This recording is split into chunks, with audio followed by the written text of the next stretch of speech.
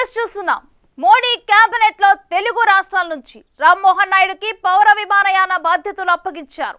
పెమ్మసాని చంద్రశేఖర్ కు గ్రామీణాభివృద్ధి కమ్యూనికేషన్ సహాయ మంత్రిగా, భూపతి రాజు శ్రీనివాస వర్మకు భారీ పరిశ్రమలు ఉక్కు సహాయ మంత్రిగా కేటాయించారు. ఇక తెలంగాణ నుంచి కిషన్ రెడ్డికి బొగ్గు గనులు శాఖను కేటాయించారు. బండి సంజయ్ కుమార్ కి హోంశాఖ సహాయ మంత్రులుగా బాధ్యతలు అప్పగించారు.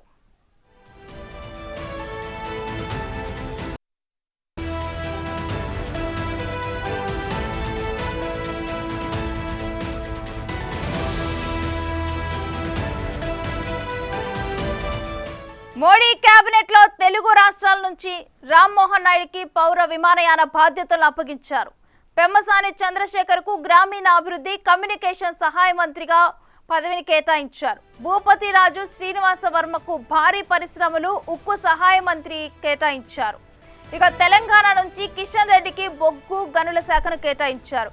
బండి సంజయ్ కుమార్ కి హోంశాఖ సహాయ మంత్రిగా బాధ్యతలు అప్పగించారు.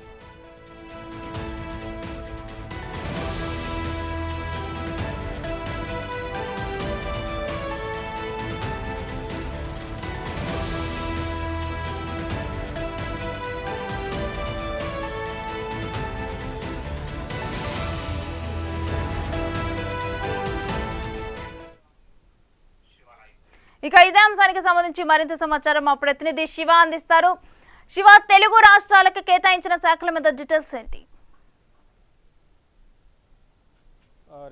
ఈరోజు కేంద్ర కేబినెట్ సమావేశంలోనే కీలకంగా శాఖలు ఏవైతే ఉన్నాయో, నిన్న ప్రధాని నరేంద్ర మోడీతో పాటు ప్రమాణ స్వీకారం చేసిన 30 మంది కేంద్ర మంత్రులకు సంబంధించి కానీ ఎంఓఎస్లకు సంబంధించి మొత్తం ప్రధాని నరేంద్ర మోడీతో కలిపి 72 మంది నిన్న ప్రమాణ స్వీకారం చేశారు. ఇక తెలుగు రాష్ట్రాలకు సంబంధించి 5 శాఖలను, 2 తెలంగాణ, 3 ఆంధ్రప్రదేశ్కు సంబంధించి కీలక శాఖలను, 5 శాఖలు కూడా అత్యంత కీలకమైన శాఖలను తెలుగు రాష్ట్రాలకు కేటాయించారు.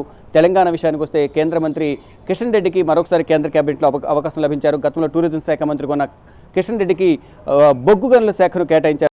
బండి సంజయ్కు కేంద్ర హోంమంత్రిత్వ శాఖ సహాయ మంత్రిగా కూడా ఆయనకు కేటాయించారు. అంటే తాజా మాజీ అధ్యక్షులకు ఇద్దరికి కూడా కీలక శాఖలను కేటాయించారు. ఇక ఆంధ్రప్రదేశ్కు సంబంధించి రామ్మోహన్ నాయుడుకి విమానయాన శాఖ, ఏవియేషన్ మినిస్ట్రీని రామ్మోహన్ నాయుడుకు కేటాయించారు. ఇక పెమ్మసాని చంద్రశేఖర్, అలాగే మరోవైపు శ్రీనివాస వర్మ, వీరిద్దరికి కూడా 2 కీలక శాఖలను కేటాయించారు.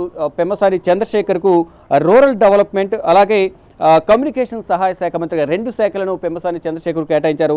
ఇక శ్రీనివాస శర్మకు భారీ పరిశ్రమలు అంటే హెవీ ఇండస్ట్రీస్, అలాగే స్టీల్ శాఖను శ్రీనివాస్ వర్మకు కేటాయించారు. అంటే ఈ 5 శాఖల ద్వారా 2 తెలుగు రాష్ట్రాల్లో అభివృద్ధి చేసుకునేందుకు ఉపయోగపడతాయన్న ఉద్దేశంతోనే ప్రధాని నరేంద్ర మోడీతో ఇటు ఏపీకి సంబంధించిన టీడీపీ అధినేత చంద్రబాబు, అంటే మొదట అర్బన్ డెవలప్మెంట్, అలాగే జలశక్తి శాఖకు సంబంధించిన వాటర్ రిసోర్స్, మరోవైపు ఆర్థిక శాఖకు సంబంధించి సహాయ శాఖ శ్రీనివాస్ వర్మకు ఈ శాఖలు ముందుగా కేటాయించినప్పటికీ కొన్ని మార్పులు చేర్పులు చేయాల్సిందిగా ప్రధాని నరేంద్ర మోడీ ముందు ప్రతిపాదన ఉంచినట్లు తెలుస్తుంది చంద్రబాబు. ఈ నేపథ్యంలోనే గతంలో ఏవియేషన్ మినిస్ట్రీ ఏదైతే ఎన్డీఏ కూటమిలో సందర్భంలో అశోక్ గజపతిరాజు నిర్వహించారు. ఇక 2వసారి రామ్మోహన్ నాయుడు కేంద్ర విమానయాన శాఖ మంత్రిగా తన బాధ్యతలను చేపట్టబోతున్నారు. రేపు ఎల్లుండిలో ఛార్జ్ తీసుకోబోతున్నారు. మరోవైపు పెమ్మసాని చంద్రశేఖర్ గుంటూరు పార్లమెంటు సభ్యుడిగా తొలిసారి విజయం సాధించారు. ఇప్పుడు నూతన కేబినెట్లో కూడా తొలిసారి కేంద్ర సహాయ మంత్రిగా, అందులో 2 కీలక శాఖలు రూరల్ డెవలప్మెంట్, అలాగే కమ్యూనికేషన్ శాఖకు సంబంధించి కూడా ఆయనకు కేటాయించారు. విద్యావంతుడు, వ్యాపారవేత్త, అన్ని విధాల ఆలోచించి అన్ని ఈక్వేషన్స్ను చూసుకుని తనకు ఈ శాఖను కేటాయించి, అంటే నిన్ననే ఇండైరెక్ట్గా వారికి ఒక ఇన్ఫర్మేషన్ ఉంది.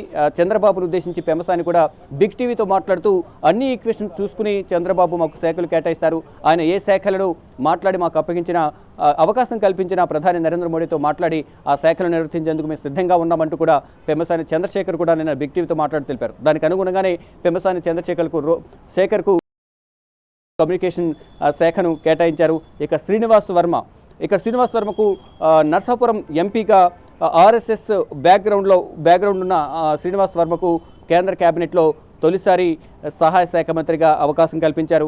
ఆయనకు కూడా భారీ పరిశ్రమల శాఖ అండ్ స్టీల్కి సంబంధించిన శాఖను సహాయ శాఖ మంత్రిగా కూడా ఆయన కూడా కేటాయించిన నేపథ్యంలో ఈ 5 శాఖలను కేటాయించడం పట్ల 2 రాష్ట్రాల తెలుగు ప్రజలైతే ఆనందం వ్యక్తం చేస్తున్నారు. ఈ శాఖల ద్వారా రాష్ట్రాన్ని అభివృద్ధి చేసుకోవడంతో పాటు ఇటు బీజేపీ కూడా తెలంగాణలో బలోపేతం అవడానికి చేసుకోవడానికి ఇటు ఆంధ్రప్రదేశ్లో ఎన్డీఏ కూటమి బలోపేతం అవ్వడానికి రాష్ట్రం గతంలో ఏ విధంగా అయితే నష్టపోయిందో విభజన సమయంలో విభజన నష్టపోయిన నేపథ్యంలో ఇటు గత 5 సంవత్సరాలు అభివృద్ధి కుంటుపడింది, నిరుద్యోగ పేదరికం ఎక్కువైంది అనేది ప్రధానంగా అప్పుల పాలైంది ఆంధ్రప్రదేశ్. దాన్ని మళ్ళీ గాడిని పెట్టాలంటే చంద్రబాబుకి పట్టం కట్టాలనే ఉద్దేశంతో భారీ మెజారిటీ అనేది ఏపీ ప్రజలు కట్టబెట్టారు.